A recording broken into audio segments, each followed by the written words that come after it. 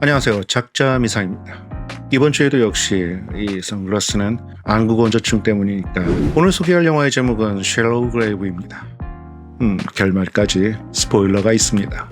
영화가 시작되면 이 아파트의 3명의 룸메이트 중에 하나인 데이빗이 멍한 표정으로 말합니다. 첫 마디는 이것입니다. 난 부끄럽지 않다.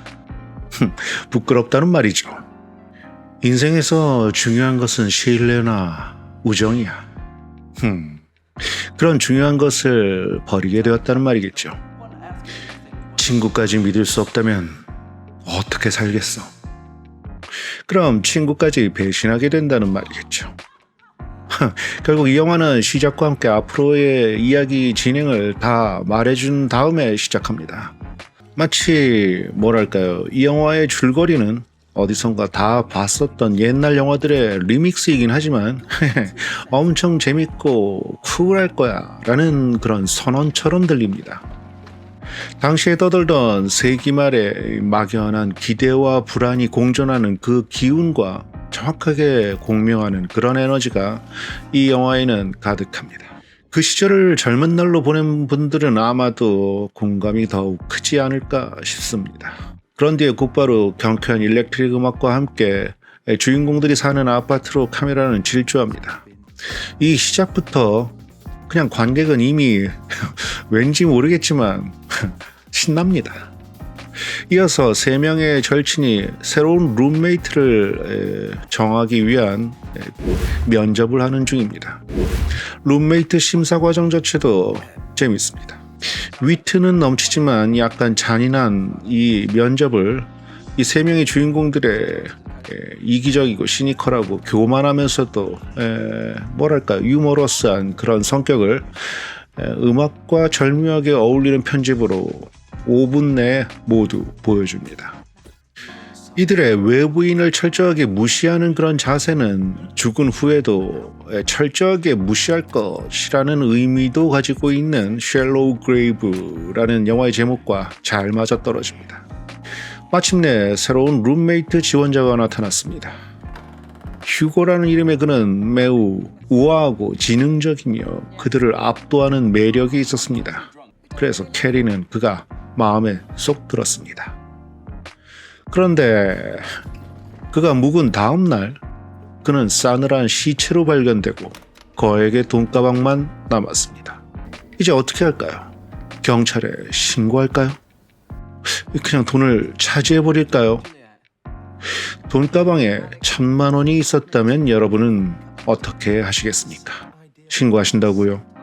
네, 그렇다면 돈가방에 1억 원이 있었다면 그래도 신고하신다고요. 그렇다면 돈가방에 10억 원이 있었다면, 아니 또 더 나아가서 100억 원이라면, 1000억 원이라면 점점 대답하기가 쉬워지시나요? 아니면 힘들어지시나요? 만약에 1년 번호로 추적이 되지 않는 어떤 돈이라면 어쩌면 결정은 좀 더 쉬워질 수도 있겠지요. 하지만 이 갈등은 윤리적인 갈등보다는 그로 인해서 파생될 다른 문제에 대한 갈등이 아닐까 하는 것이 솔직한 생각이 아닐까요? 어쨌든 저 정도 크기의 가방 하나에 지폐로 1,000억은 무리고 몇십억 정도는 어느 정도 가능도 하겠죠. 지금까지 한국에서 발견된 것들 중에서는 여행용 캐리어에 5만 원권으로 55억 원까지 담겨 있는 경우가 최고치였다고 하니까 여행용 캐리어보다는 조금 작지만 상당히 큰 가방인 저 정도 가방 크기라면은 대략 30억 원 정도가 최대치가 아닐까 생각되네요. 아무튼 셋은 논쟁 끝에 시체를 산에 유기해버리고 돈을 갖기로 합니다. 생전 처음 무덤을 파고 시체의 사지를 절단하고 여기저기에 유기해버리고 그리고 신원 확인이 안 되도록 하기 위해서 얼굴을 망치로 짓이기고 매장하는 일련의 이런 과정들은 뽑기에서 진 크리스토퍼 데이빗이 하게 되는데 그런 과정 중에 그는 맛이 가게 됩니다. 정신적으로 말이죠. 사실 시체를 톱으로 갈기갈기 썰고 버리는 과정을 경험하고도 정신이 온전하다면 그 사람이 좀 더 이상한 사람일 것 같습니다. 아무튼 이 매장의 깊이가 너무 쉘로우했었나 봅니다. 한편 돈을 갖고 잠적했던 죽은 휴고를 찾으려는 범죄 집단은 점점 새 친구에게 가까이 다가오게 됩니다. 이제 관객은 이 새 친구와 공범의 심리가 되어서 이들과 함께하게 됩니다. 그리고 영화의 전반부가 경쾌한 블랙 코미디로 흘러갔다면 후반부는 으스스한 스릴러로 변해갑니다. 마치 기생충처럼 말이죠. 갱들이 돈을 추적해오고 경찰은 새 친구들을 의심하고 이제 새 친구는 서로가 서로를 믿을 수 없게 되고 결국 서로를 속이고 죽이려고까지 하게 되는 난장판이 벌어지게 됩니다. 하지만 마지막 승자는 알렉스, 이완 맥그리거가 되죠. 바로 그 과정이 정말 경쾌하고 즐겁게 이어집니다. 무엇보다 이 영화의 힘은 OST에서 나옵니다. 상황과는 반대되는 노래, 즉 피가 철철 흐르는 처절한 상황에서나 서로가 서로를 속인 친구들이 즐겁게 웃는 장면에서 반어법적으로 해피 허트 같은 노래가 흐르는 시기죠. 친구가 친구에게 칼을 들이대는 상황, 이게 도대체 무슨 해피 허트겠습니까?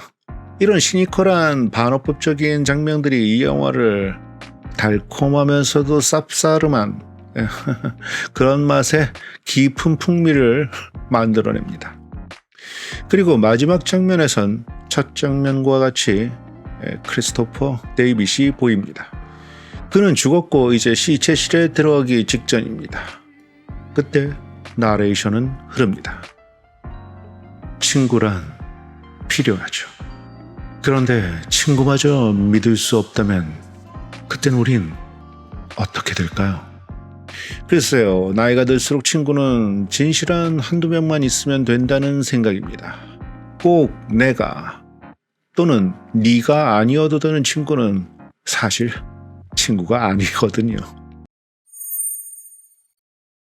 이 영화의 핵심은 음악과 영상의 리듬감을 완벽하게 살려낸 감독의 뛰어난 연출력과 이것이 첫 영화 출연작인 이완 맥그리거의 풋풋한 매력입니다. 주연도 첫 작품인데 감독인 데니 보일 역시도 이 작품이 첫 데뷔작이었습니다. 그런데 하나 더, 이 각본을 쓴 존 호지도 역시 처음으로 쓴 시나리오였습니다. 그러니까 감독, 각본, 배우 모두 초짜들의 작품이었던 것입니다. 이런 위험한 도박에 누가 투자를 성사시켰는지 그 제작자가 궁금해집니다. 그런데 찾아보니까 프로듀서마저 이 작품이 첫 작품이었습니다. 그렇다면 누군가 이들의 가능성을 완전히 신뢰한 영화판에 관록이 있는 사람이 그 뒤에서 이들을 떠받쳐주고 있었음이 틀림없겠다라고 생각해서 찾아보니까 이그제큐티브 프로듀서, 통상적으로는 펀딩을 해오는 사람을 이그제큐티브 프로듀서로 정하곤 하죠. 그 사람이 TV를 중심으로 관록이 있는 분이었던 것으로 보아 이분이 채널4 텔레비전에서 투자를 이끌어낸 것으로 보입니다. 아무튼 그런데 그들은 메이저리그 첫 경기 첫 타석에서 말루 홈런을 쳤습니다. 제작비 대략 한 35억 정도로 전세계 흥행 수익으로 10배를 훌쩍 넘어가는 그런 수익을 벌어들였으니까요. 그런데 그들의 인터뷰를 보면 그 당시 그들은 영화를 이렇게 찍어야 한다라는 것을 몰랐기 때문에 오히려 이렇게 찍으면 왜 안 돼? 뭐 안 될 게 뭐 있어, 찍어보지 뭐.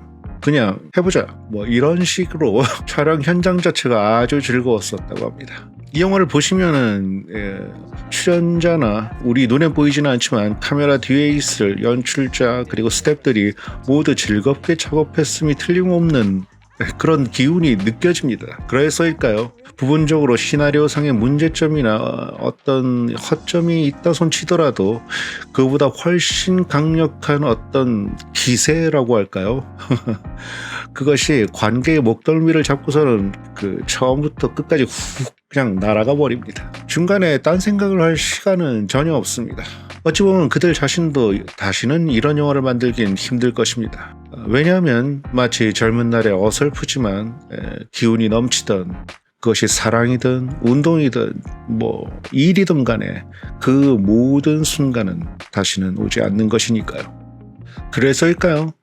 평소에 데니 보일 감독의 아버지는 아들의 영화를 늘 꼼꼼하게 리뷰하곤 한다고 합니다.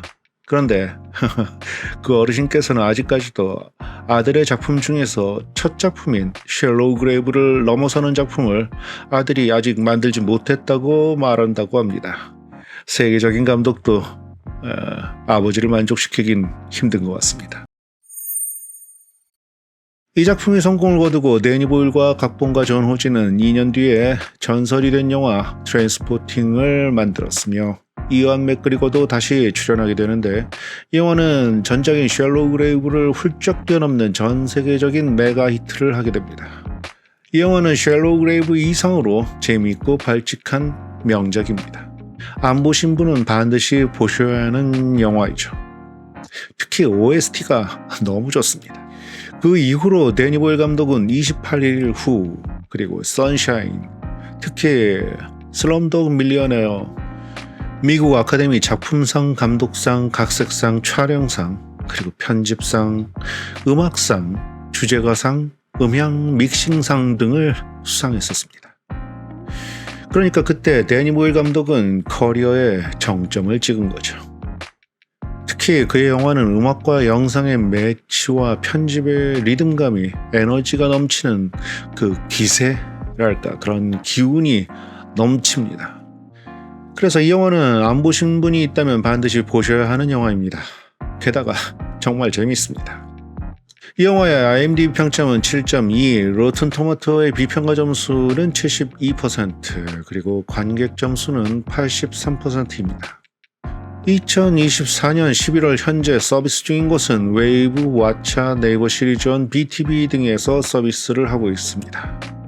이상 90년대 제일 쿨한 영화 중에 하나인 쉘로우 그레이브의 리뷰였습니다.